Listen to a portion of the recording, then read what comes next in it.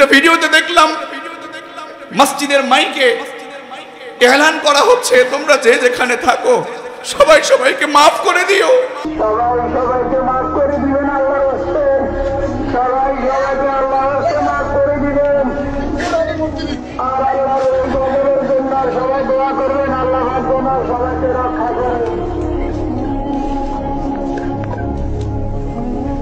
সন্তানকে বাঁচাতে গিয়ে পিতা নিজে স্রোতে ভেসে গেছে।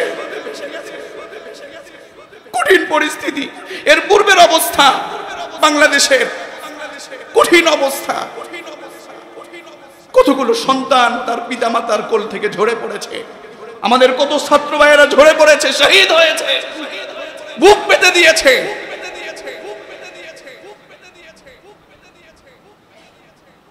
এর দায়ভার আমাদেরকে নিতে হবে।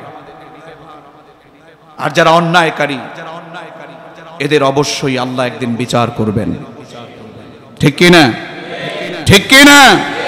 খবরদার, খবরদার, পরিষ্কার হয়ে যায়, ভালো হয়ে যায়, অপরাধকে ভুলে যাই। হ্যাঁ, আমরা তাই বলে বলবো না তারা অপরাধী তারা ভালো না।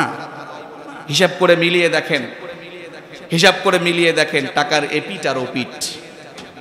কিন্তু কোরআন ছাড়া আর কোনো গতি হতে পারে, আর কোনো গতি হতে পারে। তবে যে বা যারাই আছেন, যেখানেই আছেন, হ্যাঁ, ভালো হন, ভালো হন, ভালো হয়ে সঠিক কাজ করেন, আলহামদুলিল্লাহ। যারাই ভালো করবেন, যারাই সত্য কাজ করবেন, যারাই কোরআনের কাজ করবেন, আমরা তাদের সাথে সর্বদাই থেকে যাব ইনশাআল্লাহ। তো এরপরে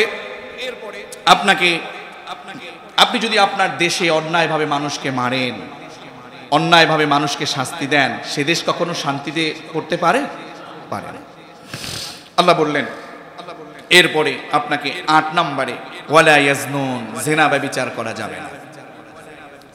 দেখলাম কিছুদিন আগে আনন্দে আত্মহারা হয়ে মাইক্রোফোনে এরপর কি বলে ডেক সেট বক্স টক্স বাজাইয়া নাচানাচি ড্যান্সিং করছে।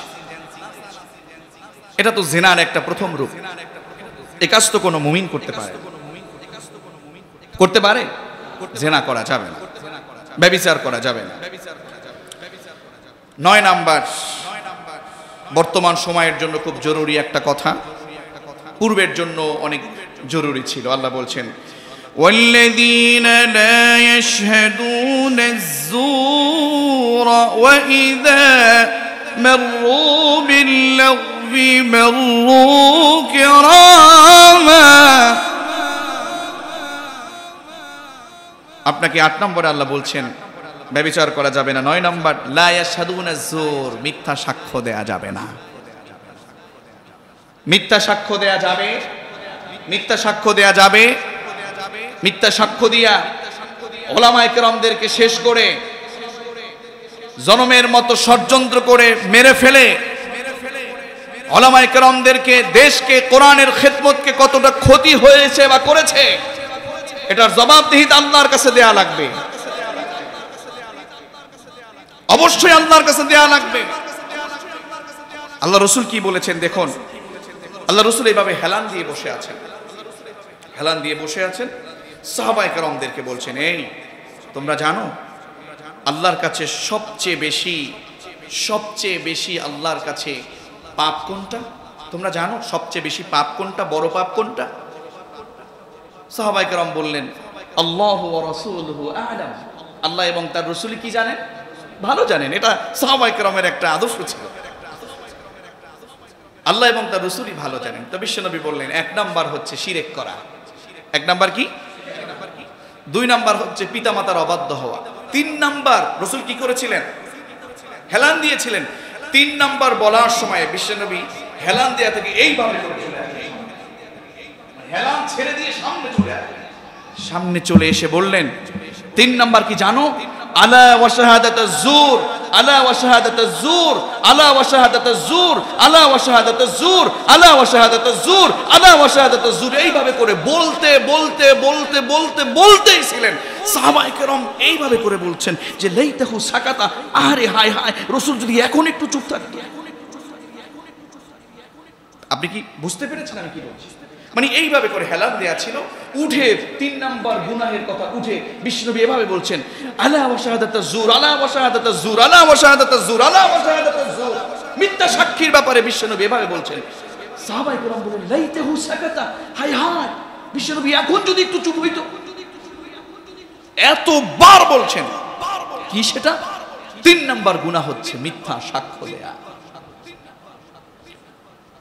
মিথ্যা সাক্ষ্য দিয়া যারা কোরআনের কর্মীদেরকে, কোরআনের পাখিদেরকে শেষ করে দেবার পায়তারা চালিয়েছে, কোরআনের কর্মীদেরকে শেষ করেছে, ওয়াল্লাহি আল্লাহর কাঠ করায় তাদেরকে আসামি হয়ে আবু জাহেলদের কাতারে দাঁড়াতে হবে।